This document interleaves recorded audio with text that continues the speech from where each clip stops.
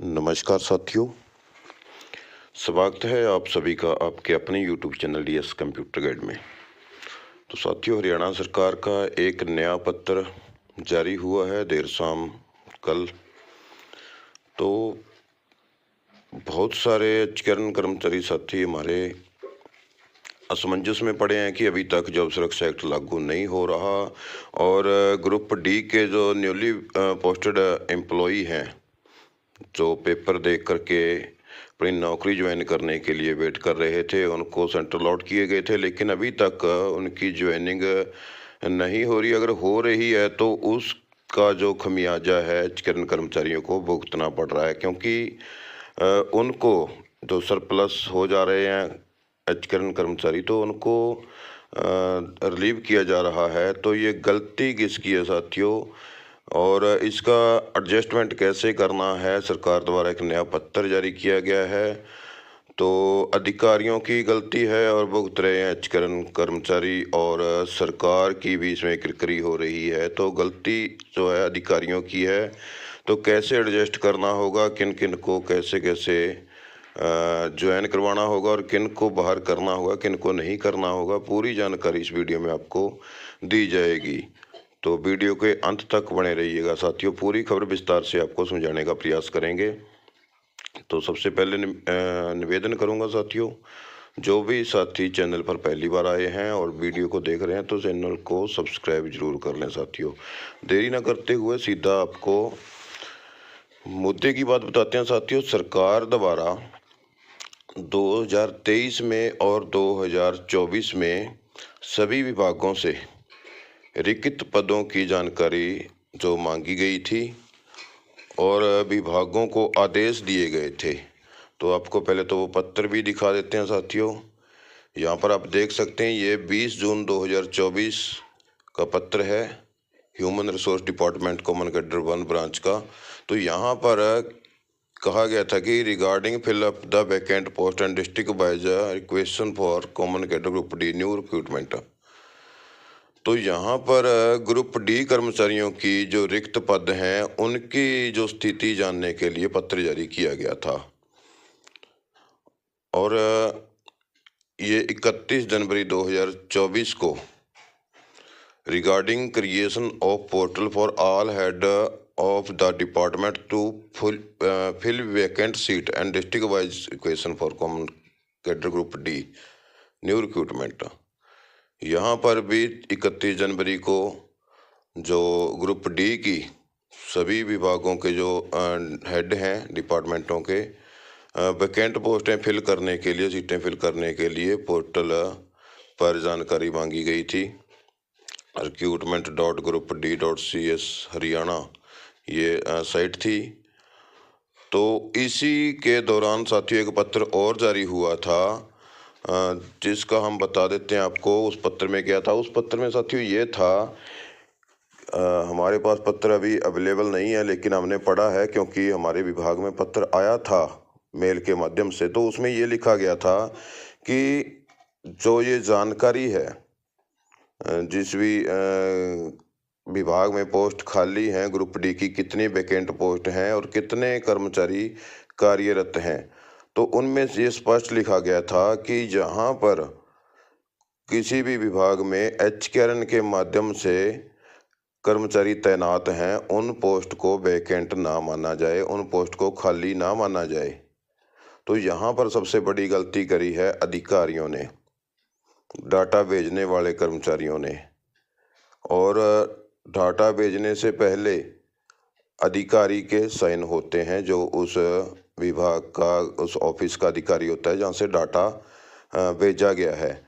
तो उन अधिकारियों की गलती का खमियाजा है जो एचकेआरएन कर्मचारियों को भी भुगतना पड़ रहा है, और ग्रुप डी न्यूली पोस्टेड कर्मचारियों को भी, और सरकार की भी किरकिरी यहाँ पर हो रही है। तो गलती सिर्फ और सिर्फ अधिकारियों की है, क्योंकि जब सरकार द्वारा ये लिखा गया था कि जहाँ पर एचकेआरएन कर्मचारी पहले से पोस्टेड हैं तो उस सीट को खाली ना माना जाए, तो यहाँ पर सरकार ने इन्हीं लेटरों का हवाला देते हुए बताया है कि हमने जो ये भर्ती निकाली, तो पहले विभागों से ये डाटा मांगा गया था, पूछा गया था कि किस विभाग में कितनी पोस्ट वैकेंट हैं, खाली हैं।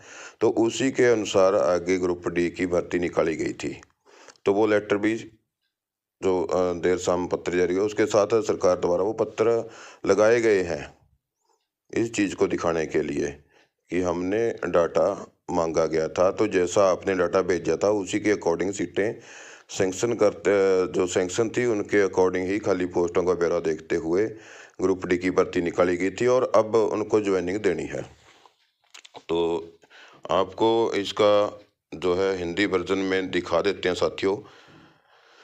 यहाँ पर देख सकते हैं दिनांक 15 जनवरी 2025 देर शाम ये पत्र जारी हुआ है, हिंदी में कन्वर्ट किया है। बहुत सारे साथी कमेंट करते हैं कि सर ये ग्रुप पार्ट 2 का लेटर है, ये इसमें ये नहीं लिखा। उनको नहीं पढ़ना आता है इंग्लिश और हम समझाने का प्रयास करते हैं, लेकिन फिर भी वो ऐसे कमेंट करते हैं कि बहुत बड़े विद्वान हों, उनको पता नहीं ज़्यादा इंग्लिश आती है। एक साथी कह रहे हैं कि जो ये एक मैंने वीडियो बनाया था साथियों कल, उसमें एक साथी का कमेंट आया था कि ये जो पब्लिक हेल्थ इंजीनियरिंग डिपार्टमेंट की ओर से जॉब सुरक्षा का लेटर जारी किया गया था कि उस पर कार्रवाई होनी चाहिए। तो वो साथी कहता है जी ये एससी का लेटर नहीं है, एससी को आदेश नहीं है, तो ये इंजीनियर इन चीफ के आदेश हैं। तो साथी के लिए बताना चाहूँगा कि साथियों ठीक है, आप अपनी सोच के अकॉर्डिंग कमेंट कर सकते हैं, ये आपकी थिंकिंग है, बट इंग्लिश अगर आपको नहीं आती है तो आप कमेंट भी सोच समझ के करें, क्योंकि साथियों आप स्पष्टली उस लेटर में देख सकते हैं वो जारी हुआ है इंजीनियर इन चीफ द्वारा। जो चीफ इंजीनियर हैं पब्लिक हेल्थ डिपार्टमेंट के, उन्होंने सभी एससी को आदेश दिए हैं। वहाँ उसमें सीधा एससी नहीं लिखा हुआ है, उसमें लिख रखा है सुप्रीडेंट इंजीनियर। तो सुप्रीडेंट इंजीनियर एससी होता है। सब साथी के लिए बताना चाहूँगा, आगे से ध्यान रखें। तो मुद्दे की ओर चलते हैं साथी। यहाँ पर लिखा गया है कि सभी जो प्रशासनिक सचिव हैं हरियाणा सरकार के और समस्त विभाग अध्यक्ष हैं, हरियाणा राज्य के सभी मंडलायुक्त हैं और सभी जिला जो उपायुक्त हैं डीसी हैं, सभी की जो पत्र जारी किया गया है। तो जो नव स्थापित पदस्थापित गुरुमंडी सामान्य कैडर कर्मचारी की जो कार्य ग्रहण करना और हरियाणा कौशल रोजगार निगम के माध्यम से लगे या आउटसोर्सिंग नीति भाग, इसमें फिर एक बात आती है। बहुत सारे कर्मचारी कहते हैं, पिछली पोस्ट पे भी कमेंट आए थे कि ये सिर्फ पार्ट 2 के लिए है। साथियों ये देख सकते हैं, इसमें स्पष्ट लिखा हुआ है हरियाणा कौशल रोजगार निगम लिमिटेड के माध्यम से लगे या आउटसोर्सिंग नीति भाग 2 के तहत लगे कार्यरत अधिशेष संविदा कर्मचारियों को समायोजना। तो यहाँ पर इन्होंने यही बताया गया है कि कैसे उन कर्मचारियों को पोस्टिंग देनी है और किन किन कर्मचारियों को यहाँ पर पहले आओ पहले पाओ की नीति के तहत रिलीव किया जाना है। तो सरकार भी इस असमंजस में फंस चुकी है और अधिकारी उनको ज्वाइनिंग देने में आनाकानी कर रहे हैं जो ग्रुप डी में आ रहे हैं, और पोस्ट वैकेंट नहीं है तो रिलीव भी नहीं कर सकते, क्योंकि जॉब सुरक्षा एक्ट में आने वाले कर्मचारियों को भी रिलीव नहीं कर सकते। और सरकार का एक वादा भी था कि किसी भी एचकर्न कर्मचारी को हटाया नहीं जाएगा। तो अलग अलग तरीके से कर्मचारी विरोध भी कर रहे हैं। आपको एक विरोध की तरीका दिखा देते हैं साथियों, कैसे कर्मचारी साथी हमारे एचकर्न के माध्यम से लगे हैं और मुख्यमंत्री जी का जो मजाक भी उड़ाया जा रहा है। तो आपको एक छोटी सी यहाँ पर झलक दिखला देते हैं। हाजी भाई साहब सारे तो क्या देखने लग रहे हो इसके अंदर? भाई साहब हमें 29 दिसंबर को श्रीराम सैनी से मिले थे, जो 27 तारीख को लेटर आया था, तो उनके पास गए थे और कहा था भाई पत्थर की लकीर है, वाला की कौन लग रहे हैं? नहीं मिली 10 दिन क्या मैं तो देखा साथियों आपने कैसे कर्मचारी माननीय मुख्यमंत्री जी के विचारों को, जो उन्होंने कहा था कि जो हमने कह दिया पत्थर पे लकीर है, तो वो ये पत्थर उठा करके एक व्यंग्य कसते हुए नजर आ रहे हैं सरकार पर कि पत्थर की लकीर देख रहे हैं हम पत्थर में। तो वो कहाँ गई पत्थर की लकीर जो माननीय मुख्यमंत्री जी ने कर्मचारियों के साथ वादा किया था इलेक्शन के समय में। तो यहीं पर गलती अधिकारियों की, उन्होंने जो जैसा आदेश था कि जहाँ पर एचकर्न कर्मचारी तैनात हैं उस पद को खाली ना माना जाए तो वहाँ पर लेकिन उस पद को भी रेगुलर सेंक्शन ना समझते हुए वहाँ पर उसको खाली दिखा करके उसका जो वैकेंट पोस्ट मानकर उसका डाटा भेज दिया गया, जिसके अनुसार सरकार ने जो भर्ती